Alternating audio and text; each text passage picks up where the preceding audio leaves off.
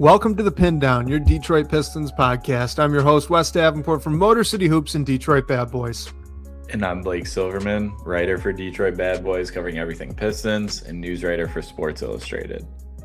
And we are joined by a special guest today. We've got our guy, Sean Corp, managing editor over at Detroit Bad Boys, the OG, you might say, one of the bigger supporters of the show. So we're super happy to have you on, Sean. And just as a personal note, little kind of peek behind the curtain, guys, last week when I ended up doing a solo show and when Blake had some issues pop up on his end, Sean actually messaged me like right after I hit start saying and asking if he could come on. And I wasn't looking at my phone. I totally missed it. So as soon as I shut down the show, I was like, oh man, like we could have had more than a half hour. We could have had a full show. So I feel like I let you guys down. And because of that, we had to make sure to get Sean back on the show. So Sean, thank you for coming on. I wish it was a little better circumstances, but appreciate you having me on as always.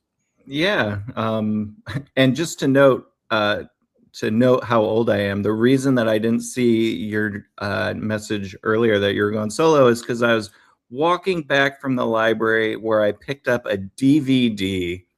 Oh my God. What was the DVD? Is it a good DVD? Yeah, we have to know.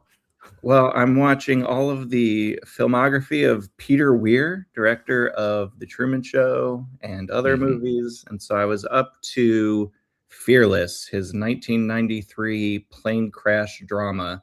So I'm just progressively getting older and less interesting by the second here. You know, that's how it goes. We all progressively get older, right, Blake? Oh yeah. Yeah. We're in the same boat over here. Can't say I'm familiar with that one, but very big fan of The Truman Show. So I'll have to check it out.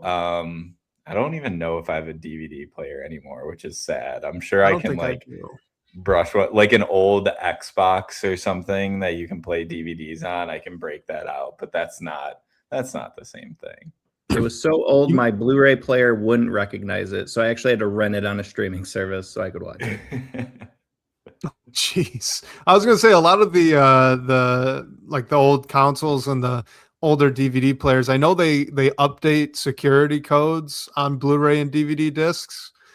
And somehow if it doesn't track right, you can't play it. I've ran into that before with like newer movies, but I can't imagine that being an issue with the old ones.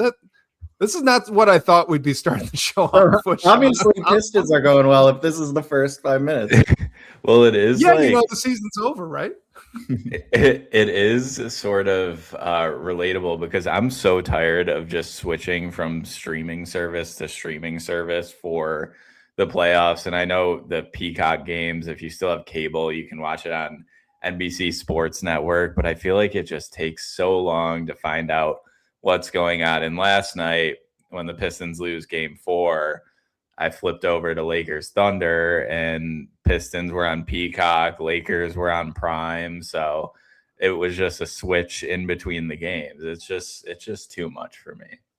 Yeah, it takes 30 seconds to switch games instead of 1 second. Exactly. I am not a fan, but I guess it is the new normal. And I do enjoy like the NBC and Amazon broadcast crews and ESPN when they're still on, obviously, but it's just a little more of a mind twister for every game these days.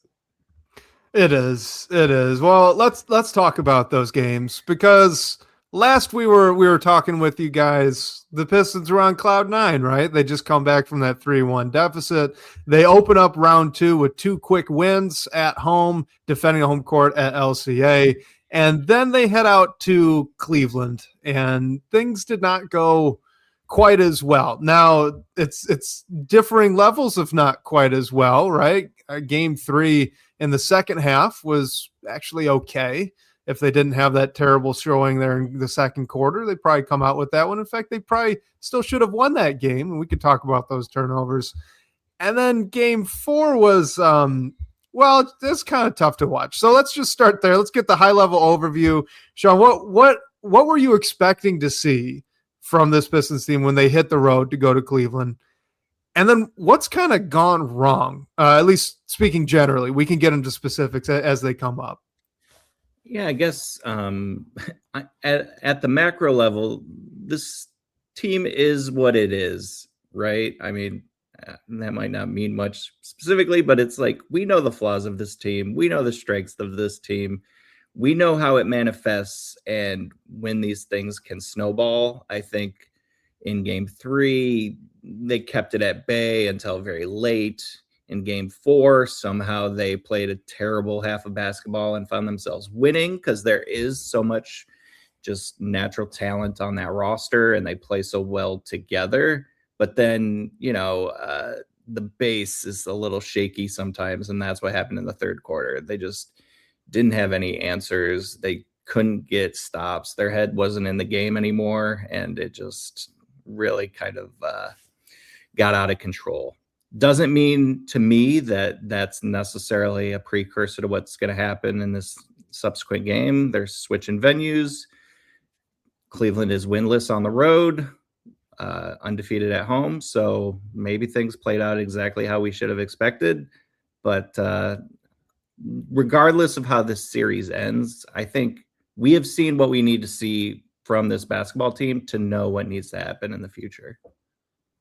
Yeah, for sure. And I think it's a little like we thought the Orlando series was certainly a wake-up call. And then, like Wes said, they're going on cloud 9 after winning 5 in a row. And this is another wake-up call, I think, to just tell you you're not out of the woods in whatever happened in the first 4 games of that Orlando series. It is definitely disappointing that you've seen some of the issues in that series come back to bite them. And I mean, Asar Thompson has been great this whole postseason, and he really struggled in game 4. I'm sure we'll talk about that more. And then, I mean, thank the Lord for Karis LeVert, because on a night where Duncan Robinson can't get anything going, Jalen Duren struggled, like Karis and Paul Reed off the bench provide the sparks. Unfortunately, it wasn't enough to keep up with what Donovan Mitchell was doing. And I mean, we can talk about the fouls too if we want, but I think it just was another wake-up call, really, which stinks that they were in a position to really take a commanding lead of the series, and now it's 0-0 again.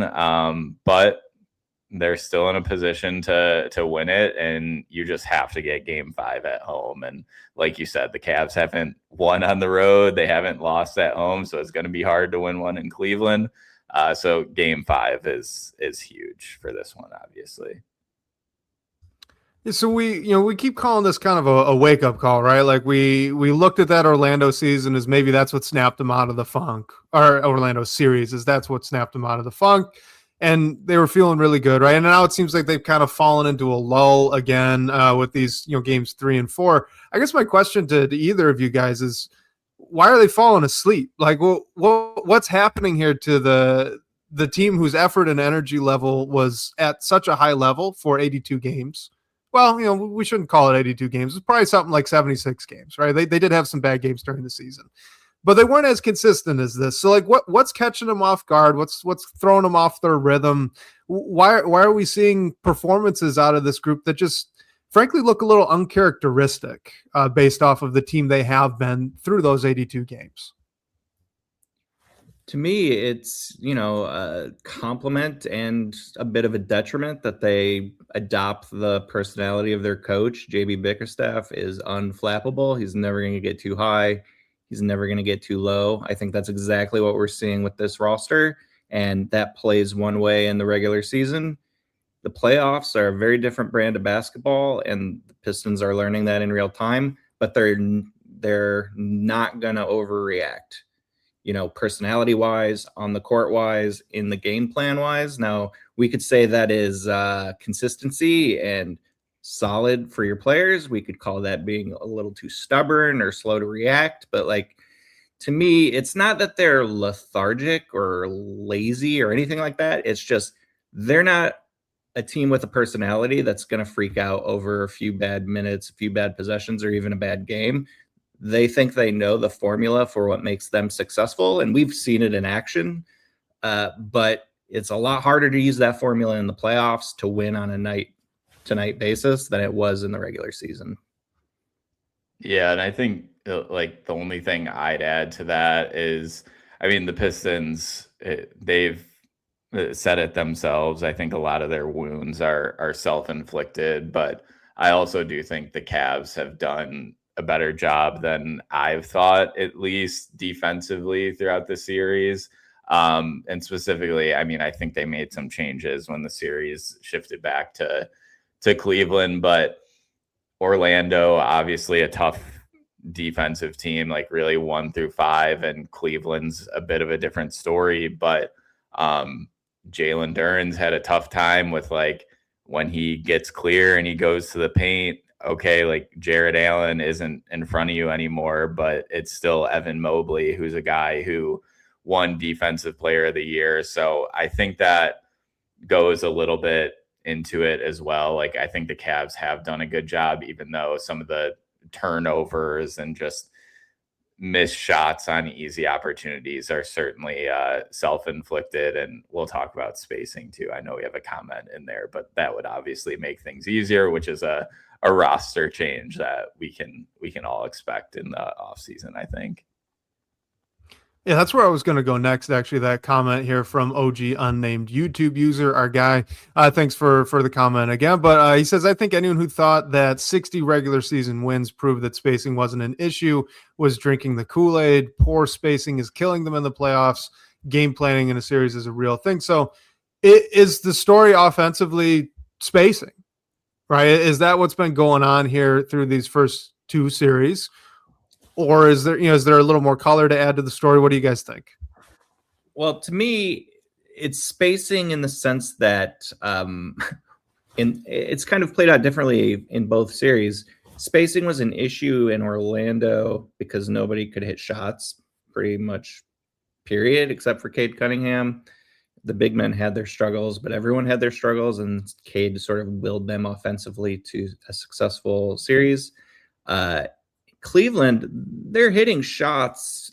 Yesterday was a bit of an exception, but like they're moving the ball because the Magic don't have, or the Cavs don't have the perimeter size and pressure that the Magic did, but the Cavs can just shut down the paint. And there's like spacing that gets created by rim pressure that the Pistons have really been able to rely on with their big men. And their big men absolutely no showing in this playoffs is really just absolutely, destroying their ability to space the floor. They're trying to create opportunities for Tobias. He's really stepping up. Previously, they'd really been able to get Duncan Robinson some good looks, but like the issue is just that without big men being much of a threat at all, and you can throw a Sarr into that too, there's just only so much you can do. And it's getting easier for the Cavs to figure it out, and it's getting harder for the Pistons to sort of scheme themselves open or scheme themselves out of these sort of structural flaws that they have.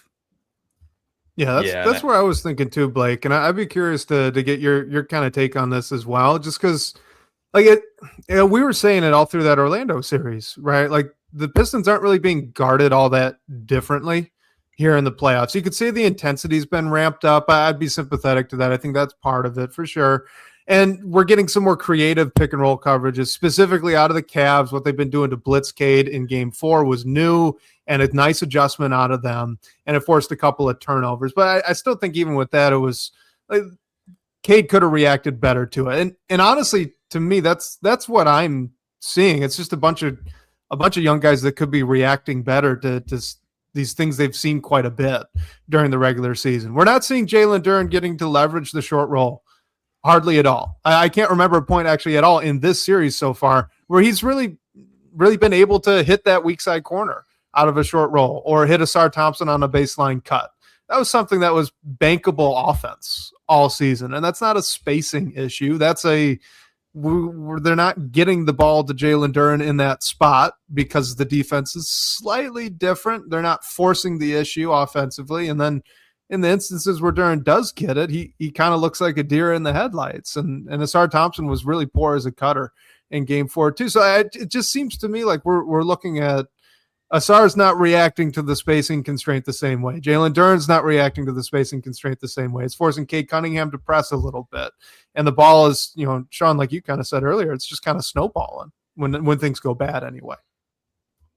Yeah, and I think those opportunities when Duran does get it in the short roll, like Richard brought it up in the comments here, the game looks a little bit too fast. I mean, I think processing and decision making has always been a discussion point with Duran, but I think something is whether it is if the game is a little bit faster pace, or it's just how the defense is being handled. He's seeing more pressure in the paint, and it's tough to make a decision that way. I mean, Cade had 8 turnovers in game 3, 5 in game 4, and then Jalen Duren and Asar Thompson have 4 turnovers apiece in game 4. So I think that pressure a little bit is just causing them to make quicker decisions, and it's not lending itself into the Pistons' favor. And unfortunately, I think that's a hard thing to just adjust on the fly, especially based on what we've seen over the postseason so far. But yeah, it's just tough because you hear like Jalen Duren say after every game, it's on him. He needs to be better and everything. But we're sort of seeing the same problems come into play over the course of these 2 series. And it's not a huge sample size of games by any means, but just the fact that we're seeing the same problems come back to bite the Pistons is a little bit of a cause for concern, but they figured it out in the first round. So obviously there's the option to figure it out in round 2 as well. Well, the only thing I'd say is from a big man perspective, they didn't figure anything out. They won in spite of their lack of production from their big men. That could still happen, but I have no reason to believe we're going to get superior performances than we've gotten from either Jalen Duren or Isaiah Stewart in these playoffs. Like, they are what they are, and they're delivering what they can deliver. And Duren certainly is not a finished product. Stewart's a little closer to his peak, but I don't think he's as healthy as his ability to impact things on the defensive end, and you don't really rely on him for that much offense.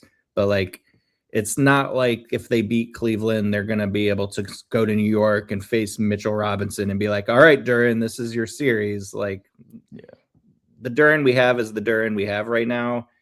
And it's going to be a lot of off-season reflection and skill development and figuring out, like, to me, it's not too fast for him. It's a situation where Duren, just like every other player, is like, I'm on the floor. What can I do to positively impact this game? And Duren has had a certain bag of tricks that he could always turn to and say, when I do these things, I'm having a positive impact on my team's ability to win. This is what I can rely on.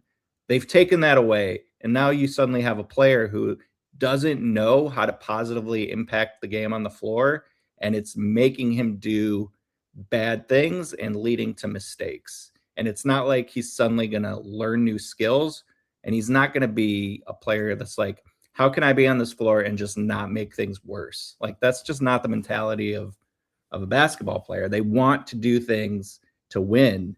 And right now they're just not, they don't have the roster scheme, and he doesn't have the talent in his bag right now to make that happen in a playoff situation against a really good defensive team.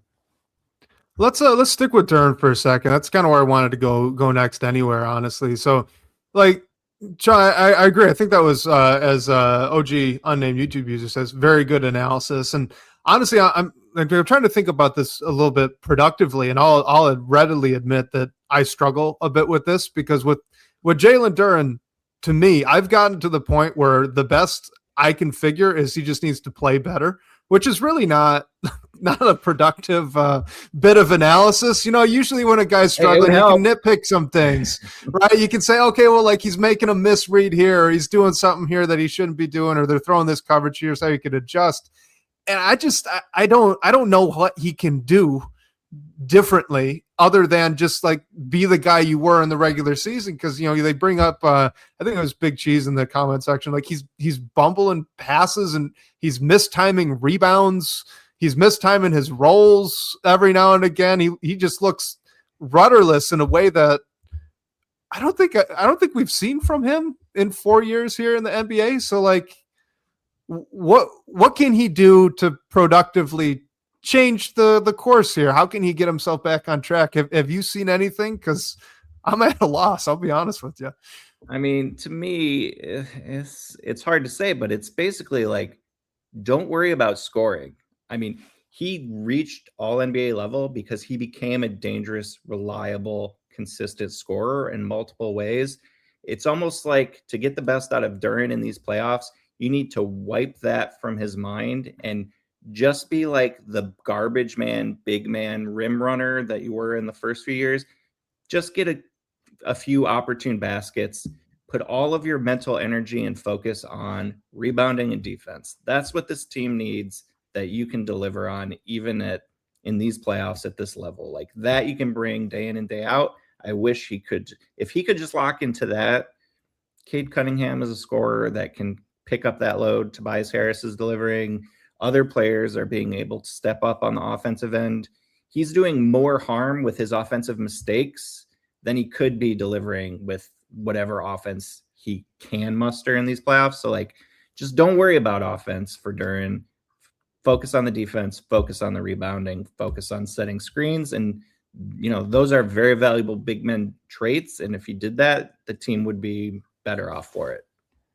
Yeah, I was going to say this because like in the regular season, I think our answer when discussing Duren is we would even want him to be more aggressive and get more shots and be a little bit more selfish.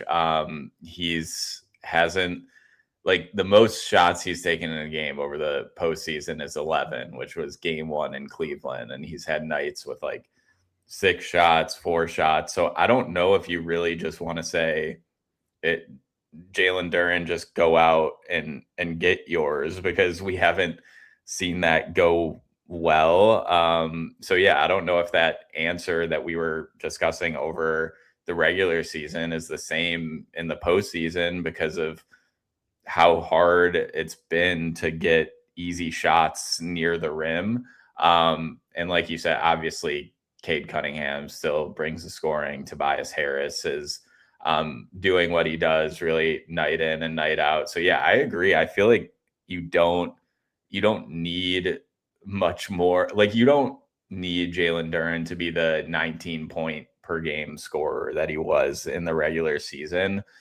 You just need him to not be a negative, which is hard and not very good analysis either. But like, that's really all it is. You can't have 4 turnovers from your big man in a postseason game. Yeah, not if he's not gonna offset it with something else offensively. And I mean, before this series started, Blake, we're kind of talking about the ability of Duren to generate some free throws, because that's something that's really gone away here in the playoffs. I believe he led the team in free throw attempts per game. And that's a big deal, even if he's not going to make the shots, right? It's kind of a similar story with the Sar. If you could get them to the line, even if they're not going to make the free throws, that's getting the other team into foul trouble, right? And it feels to me, even when he's on these drives against a big that he should be able to punish in Evan Mobley, he shouldn't be really strong enough to stay in front of Duren on an ISO drive. He seems so disoriented on the drive and he's a little more upright than he was, that he just doesn't explode up and then Mobley gets an easy block where like you need more of the little late drive he had in the fourth quarter against Jarrett Allen, where he just got low, went up, exploded through and dunked it. And then we didn't see that again the rest of the fourth quarter. It's just really bizarre, Sean, honestly. Is this just you think this is just lack of experience, young guy in a playoffs with a lot of expectations? Is that kind of the overthinking that's going on here to your eye? Yeah, I think he's just in his head, honestly. I mean, I think he would not be, even if he was playing at like an optimal level, he would not be at the level he was in the regular season. But a lot of these mistakes, a lot of these waiting a second too long, a lot of these going for finesse when he should be going for power when he should be going for finesse. He doesn't feel like he can rely on his instincts right now. Doesn't feel very confident. He feels very much in his own head. And like I said before, that's the kind of thing where you're a 22-year-old big man. You experience season, you have a lot of success, you experience these playoffs. It's been a disaster. He has leveled up his game year to year in a way that I'm happy with. So I feel like, this will be valuable learning experience and tools for him to raise his game to another level. But you don't get to fast forward. You got to go through this and come what may, and then hope that he uses it to build out his game, knowing what it will take to be successful in the playoffs this time next year. Yeah, but like even Kobe was shooting up air balls in the playoffs early on in his career. I guess we got that going for us. That's a interesting comp. But yeah, I mean, I don't know. I still think that this team, obviously, even though you're not getting what you need out of Jalen Duren and Isaiah Stewart's not going to give you the offense, and we know Asar Thompson certainly isn't out there for what he brings on the offensive end. Like, I think you're still getting enough of what you need to win games. Like, you're not going to run through every team in the postseason with Tobias Harris as your number 2 scorer, even though thus far in the postseason, it's kind of looked like you can. But Karis LeVert comes out and drops 24 points in game 4, and Paul Reed's been a great spark off the bench. I know he hasn't always got the minutes, but like, I think the offense can still be there without Duren giving you as much.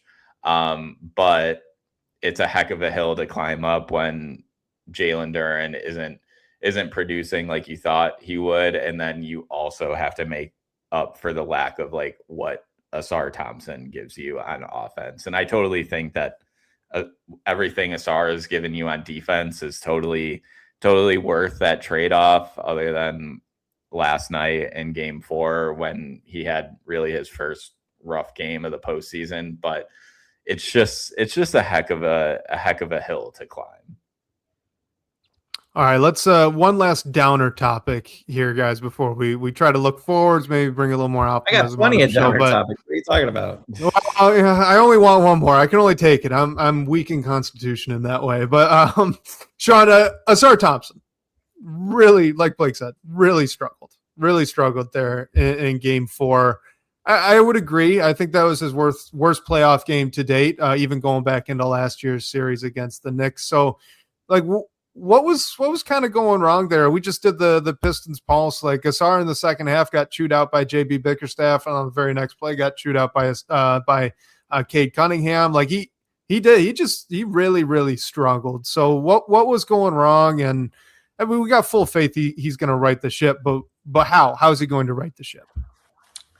I mean, to me, Asar is a player that has a short memory, so I don't think he's inherently going to carry over what was a disaster of a game on both ends into the next game.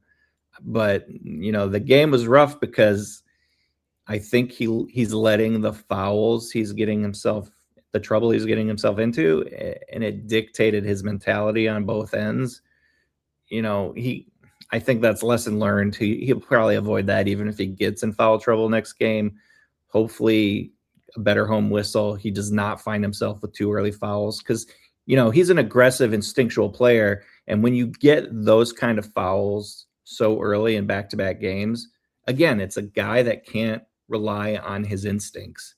And, he is not going to use like high level finesse and skill. He's going to use this sort of like attack mentality on defense, and he's going to be quicker to the ball than you, but it's only going to work if he thinks that quickness is going to pay off with a deflection, a steal, a positive play, and not a third foul, a fourth foul. And just that split second of hesitation or making a different decision based on what your gut's telling you, it can just really exacerbate quickly. And I think that's what we saw with Asar. He was trying to kind of play through some of these doubts he was having, or just this lack of confidence that he was going to be able to stay on the floor, and it just sort of manifested in all the worst ways. But I mean, I think that's just like the past is the past, and you go into next game knowing that Asar is like the second most important player on your team after Cade Cunningham, and you put him on the floor and you ask him to guard Donovan Mitchell and you see what happens. Yeah, I agree. I think it's a game that you sort of just have to throw out of the window because of how important Asar Thompson is to this team. And I mean, honestly, I'd argue he's been one of the most exciting players to watch in the postseason, like just as a whole across the league, just because of what he does defensively and how huge it is for this team. And it, I mean, it's just so hard to make up for what he doesn't give you on offense, especially when Jalen Duren's getting you like 4 or 5 shots, maybe 6 or 8 points a night. But I think it is something that JB Bickerstaff can work around. And I mean, if we want to talk about the decisions of letting Duren sort of play through some of his struggles, where it seems like Asar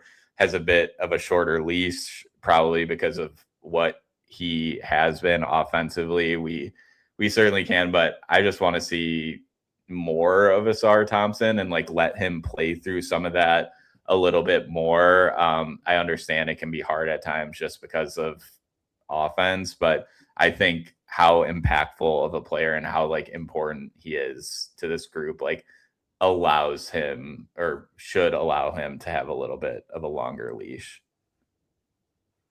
I want to just stick on that coaching point there for a second. Like I've seen a little bit of that. Like, why does Asar get pulled when he's struggling versus now Jalen Duren still gets to close games even when he's having a rough night?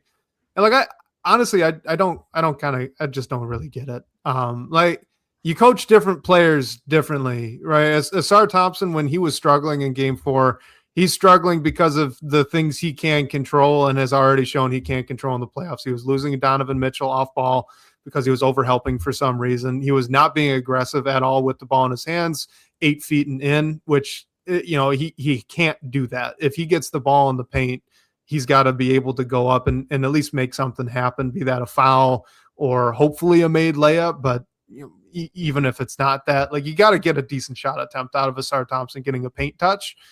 And he just wasn't doing that, right? When a guy's not playing up to his own standard in that way, it's a little different than a guy who's kind of clearly, like Sean brought up, going through some confidence crisis of identity issues like Jalen Duren is.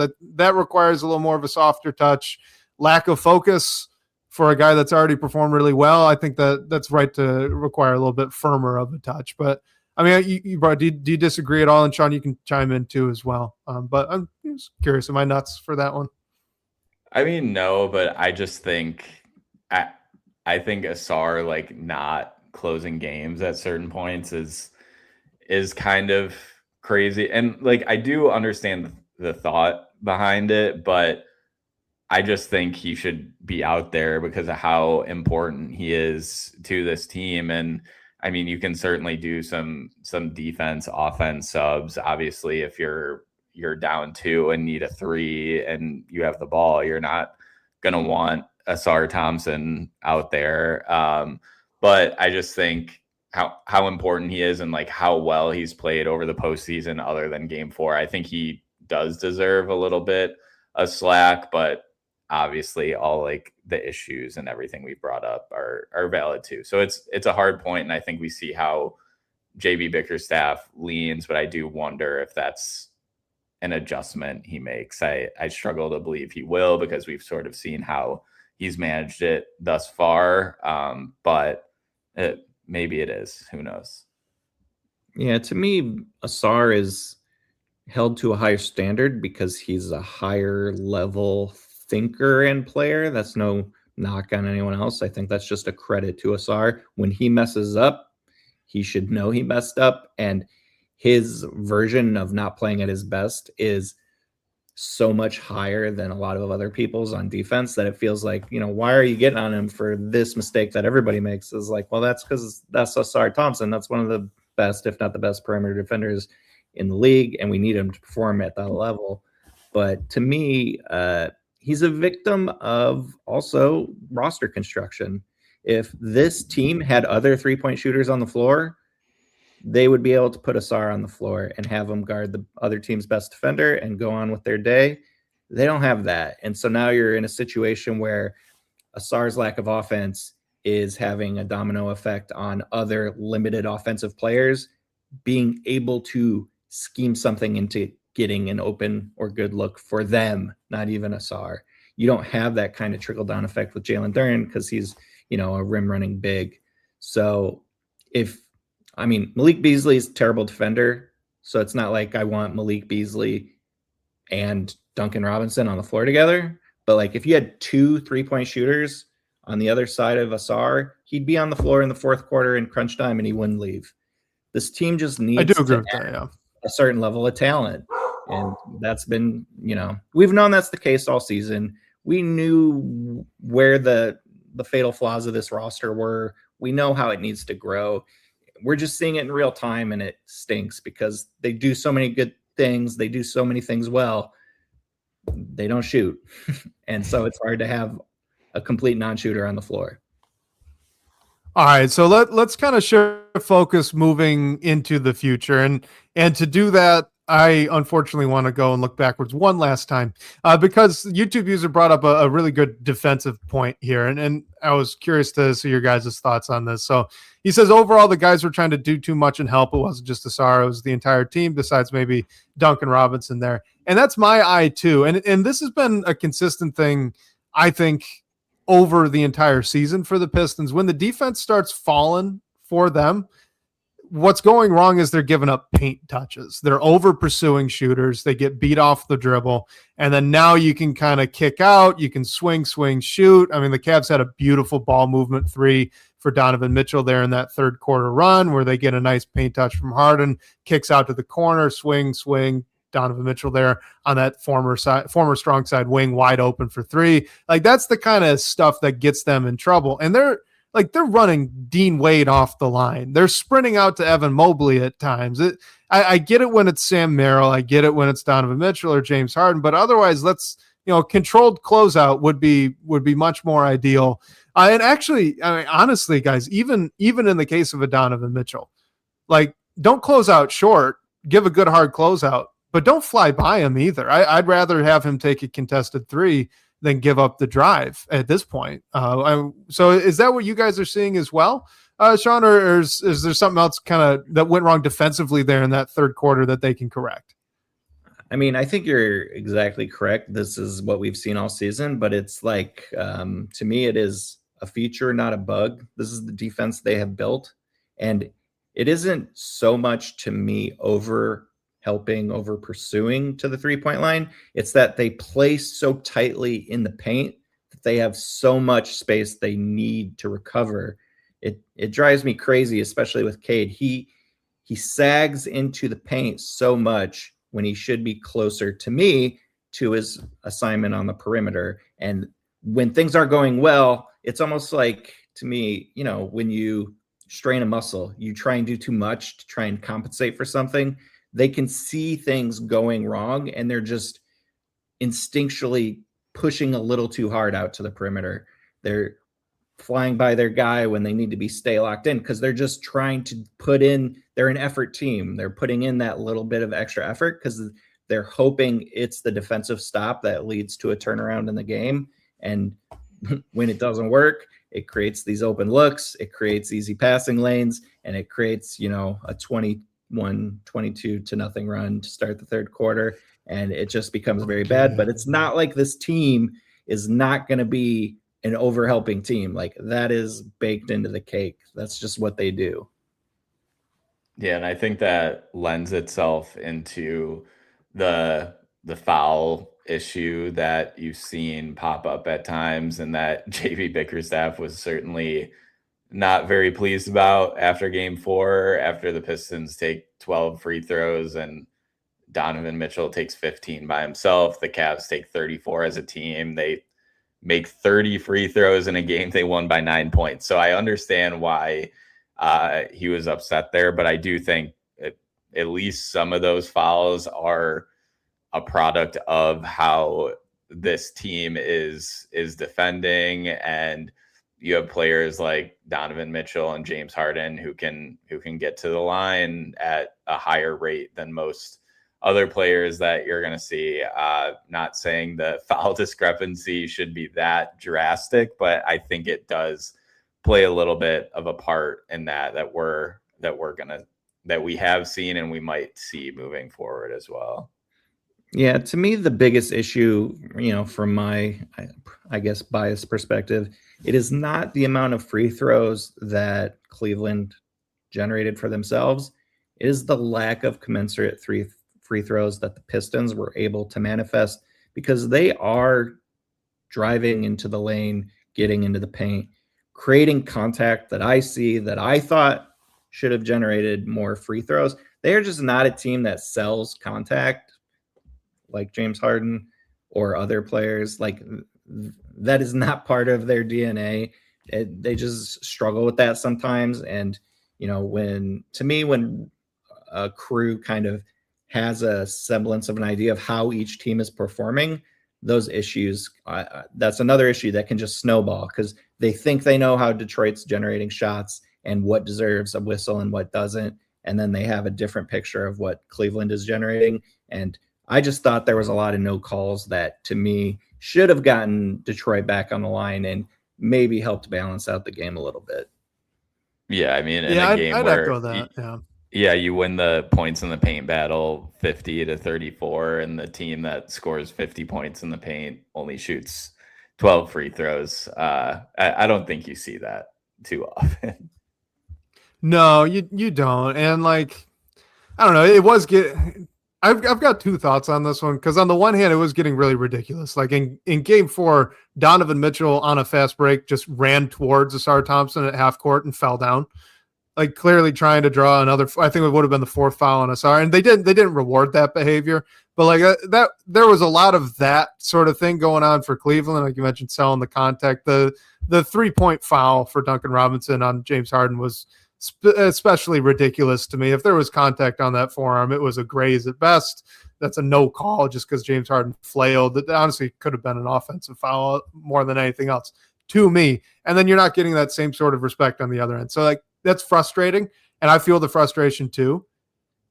At the same time, that was the same story in game 2. Right after game 1, the Cavs go to the media, they whine, they cry, they say, we need more free throws. This is BS. We're upset about it because the Pistons just push and they're not a good defensive team. And then they go out in game 2 and they get rewarded for that. They get rewarded for going out and crying to the refs a little bit there and crying to the league. They get more free throws. I think they made more free throws than the Pistons attempted in that game. Now, it was more balanced than what we saw in games 3 and 4, but it was still a pretty stark discrepancy. Didn't matter. The Pistons still won. They closed out the game nicely and finished. So I understand the focus on this, and it's frustrating for me too as a fan sitting down watching this. At the same time, it shouldn't matter if the Pistons are playing the way that they can. They showed us they can go out and win these games, right? So on the one hand, Sean, are you expecting to see a little bit of a correction here? I mean, JB Bickerstaff just went and did exactly what Kenny Atkinson did, which he's more than justified in doing because it worked for the other team, so why not?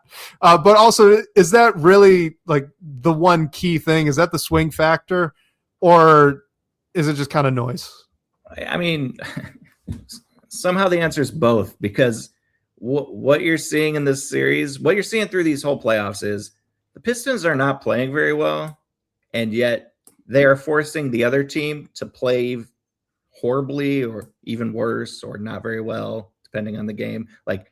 It is not pleasant to see the Pistons perform on offense throughout this postseason. They're still a really good defense. They're forcing a lot of bad shots. And so any one thing can be the deciding factor. It could be fast break points. It could be points off turnovers. It could be the free throw battle. It could be offensive rebounding, because all these games are hinging on sort of one critical flaw that's manifesting. So, in game 5, do I expect Cleveland to get a lot of free throws? Yeah, because the Pistons foul all the time. That's what they do.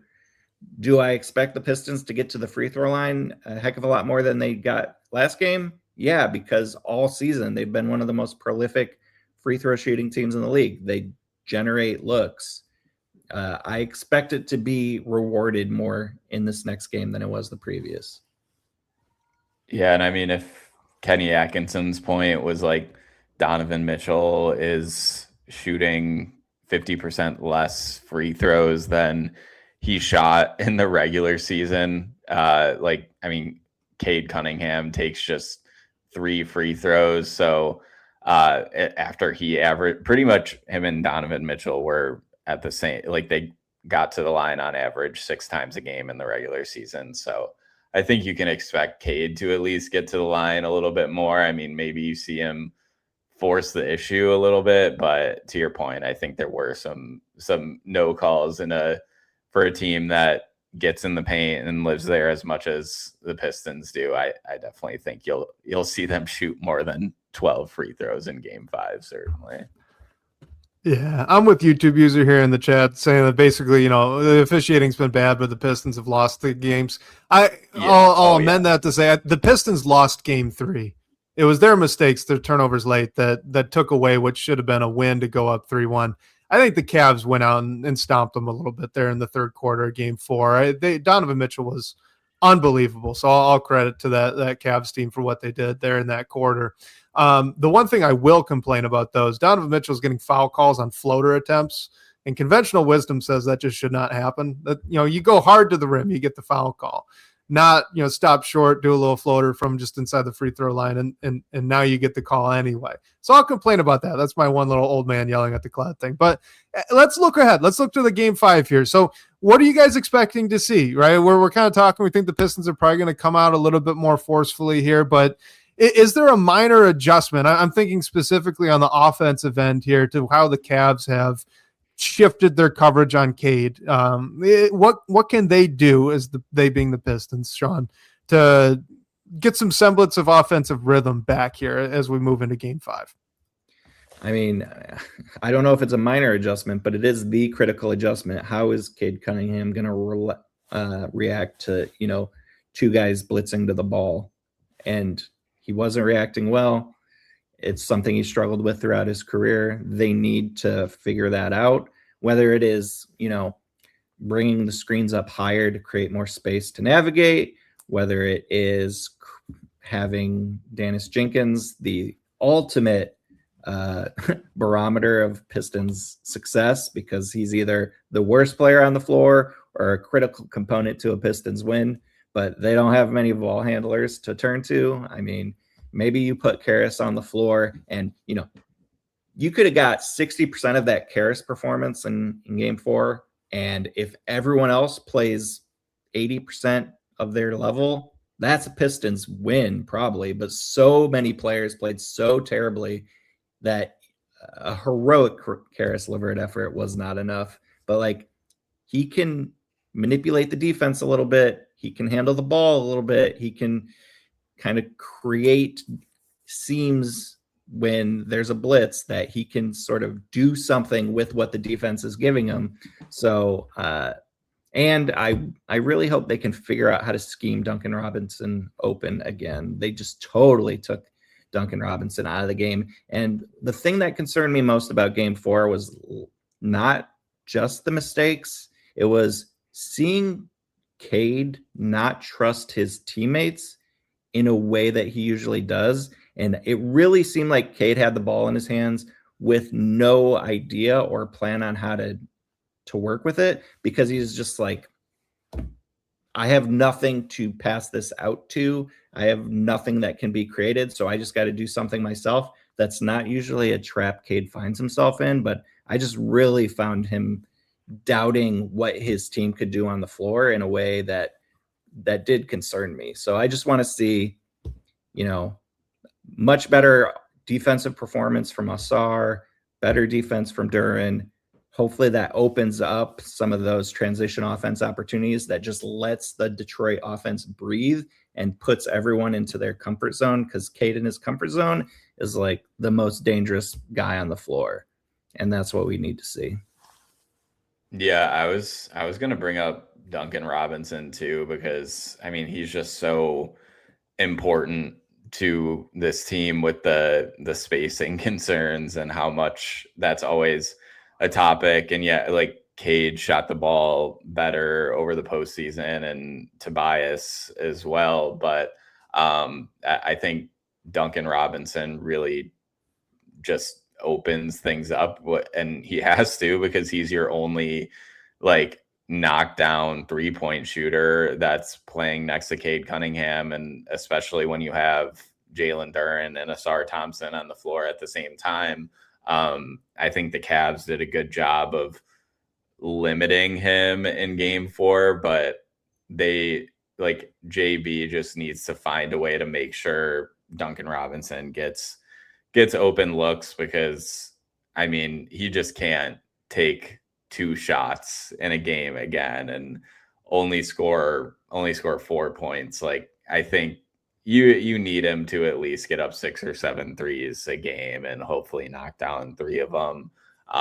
Because elsewhere, like, Cade shot the ball fine, Tobias did too, but you're not getting that high level shooting performance, and the Pistons aren't going to be where other teams are shooting the ball. But on a night where Donovan Mitchell's throwing up 12 threes, Harden's throwing up 9, it's just tough to keep up with. And they did for a while because Mitchell was off, but it's not always going to be like that. Like, we quickly came to find out in the third quarter there. And Duncan Robinson is listed as questionable here for Game 5. So that's a storyline to watch, I think. Let me throw Green then. Get Javonte Green. Javonte Green. He struggled shooting wise in the playoffs here. He's not been and he's been overzealous defensively too.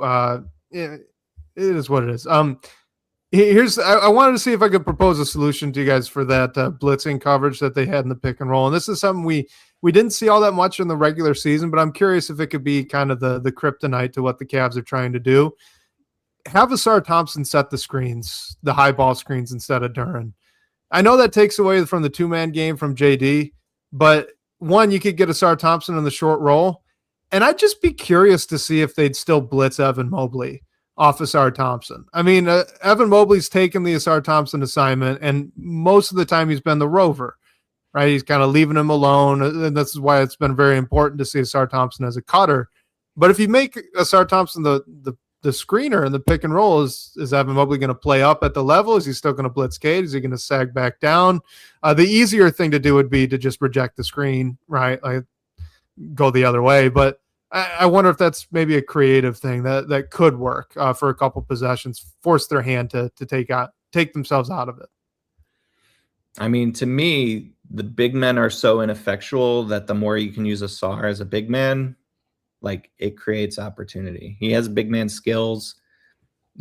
Give me small ball defense. I don't care. Like, they got to switch a couple things up. I mean, rebounding is a concern, obviously, but like, you got to have a solution for what what Duren and Stu are not providing. And I just don't expect them to be able to provide it. So, like, getting creative with how you're running the offense, who's out on the floor, the kind of lineups you're deploying. Again, that's not the JB Bickerstaff style. He's not going to rip up his season-long game plan. But, I mean, I just don't have any expectation that Duren and Stu are going to figure it out. So we're just in a reality where the Pistons need to navigate what that means for them as a team on offense, for them as a team on defense. Real quick, Blake, YouTube user brings up a good point. Asar Thompson in the regular season, very bad at setting screens. I think that is accurate. That's very true. He was not very good at that. Frankly, I don't think you need him to be for this to work. You just need him to kind of be there and then hope that Cade doesn't get blitzed. And if he does, he's playing out of the short roll anyway.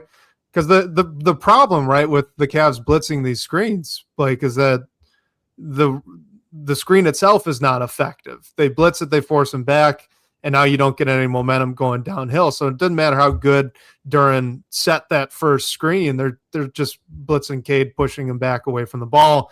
And to your point earlier, Sean, Cade's not getting that ball out of his hands quickly, which he's supposed to do. and he hasn't been, and we've kind of seen the snowball from there. So, Blake, curious your thoughts on all this. Yeah, I mean, I agree that I think it would be a good adjustment just to see if it works and makes Duren's life a little bit easier, creates more looks for Duncan Robinson. I mean, I still would worry about turnovers with Asar Thompson, but even in that, like Sean said, I'm not confident it would be something that we would realistically see, because it does feel like a pretty drastic change to the offense for me that I don't think JB Bickerstaff will make all of a sudden in the postseason when you're still tied 2-2 in the series. So while I'd love to see it, I unfortunately think it's not very likely. And to me, I think, in the darkest moments of these playoffs against Orlando, the thing I was reflecting on, that even when it's good, I still reflect on, even right now, is what I reflect on is, why did the Pistons not make a big move at the deadline? They had assets to make a move.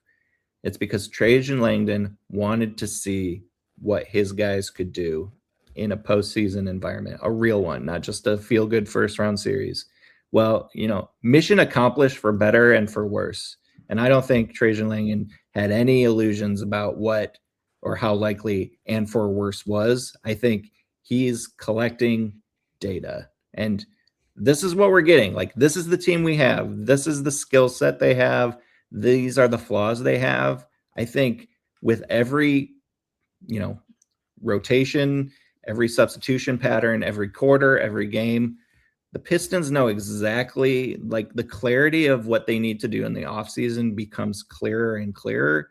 And, I don't think fans should ever lose sight of how valuable that is. Like, yeah, they're going to keep playing Duren. Yeah, he's the starting center. Yeah, he's struggling. He's not doing certain things well. There's positives to that, even if it means that the Pistons don't make the Eastern Conference Finals, or they make the Eastern Conference Finals and it goes 4 games or 5 games or 6 games, or they make the finals and they get swept by Oklahoma City. Like, I don't think any Pistons fan is under the illusion that this is a team destined for an NBA title. It's all about, like, what are these players delivering on? What are they learning? And how is the franchise going to use that information in the offseason? And whether they're going to lose to Orlando in the offseason or in that first round series, whether they're going to beat or lose to Cleveland in this series, like, the shopping list is becoming more and more stark to me.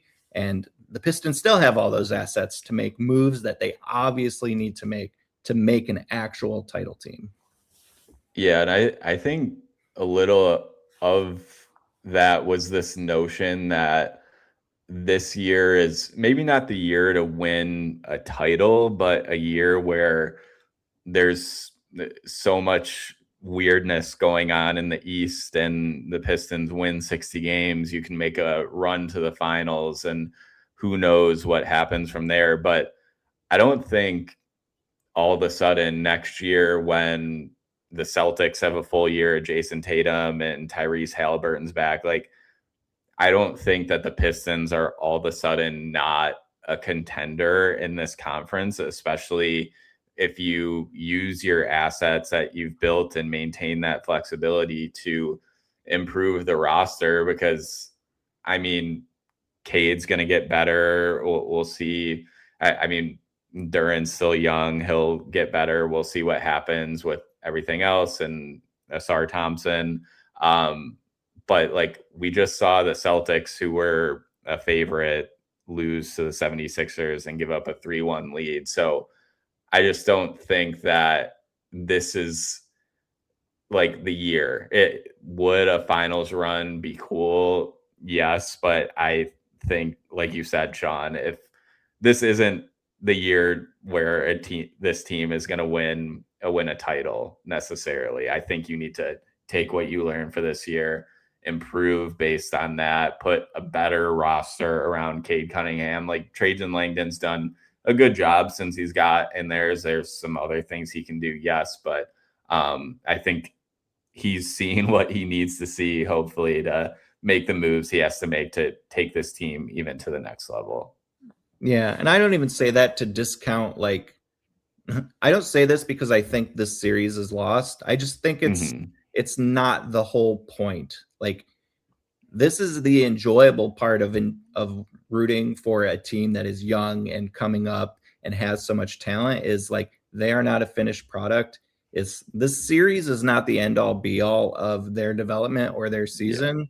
Yeah. It is the kind of valuable learning each one of these players needs to do to be their best selves. And, we're seeing it because they've made it through 2 rounds of what is, a playoff gauntlet. They're learning what playoff basketball really looks like. So, to me, I'm hoping they win. I'm rooting for them to win. I think they have a better than even shot to win the next game. I think it's a toss-up series. They could very easily win. They could blow out Cleveland in Cleveland because they have that kind of talent, that kind of defense. Maybe it goes the other way, but like, they're learning the lessons they need to learn, and Trajan Langdon is learning what he needs to do to make the team better. I love it. So let's end on this, guys. I want to get our predictions here for Game 5, but before we do that, I want to share a little fun history. So in the year that the Pistons went down 3-1 to the Magic, came back and won that series, right? That was 2002, 2003. Well, their second round series, so far they are also mimicking, at least in terms of the game results. So that second round series back then, that was against the 76ers, as well as a 1-4, Pistons being the 1 seed, obviously. It went Pistons, Sixers, and then Pistons. So it's still on the table, guys. It's still on the table to continue to give an homage to that going to work team in 2002, 2003. If they can pull off a Pistons in 6 here, let's just not talk about how that series and the conference finals win against the New Jersey Nets at the time. That's bad news. So we won't want to think about that. But regardless, predictions for Game 5. What do you guys think is going to happen here? I think the Pistons take Game 5. I think Cleveland probably takes Game 6, and then you really find out what both teams are made of in Game 7, and it'll be awfully interesting. Yeah, I was gonna say Pistons. I don't know.